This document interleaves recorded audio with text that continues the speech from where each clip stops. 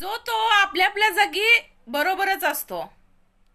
होतं काय की काही जणांना आपल्यातला स्पष्टपणा आवडत नाही. काही जण लोकांना आपण खरं बोलतो ते टोचतं. म्हणजे त्यांच्या मनासारखं आपल्याकडून एखादी गोष्ट होत नाही हे त्यांना अजिबात आवडत नाही. आपलं शांत राहणं काही काही लोकांना नको असतं. म्हणून हे लोक आपल्या स्वभावावर बोट दाखवतात. आपल्या स्पष्ट बोलण्यावर बोट दाखवतात. त्यांना आपल्याला कुठल्या तर कारणांनी चुकीचंच ठरवायचं असतं. कारण आपण त्यांच्या मनासारखं राहत नाही ना.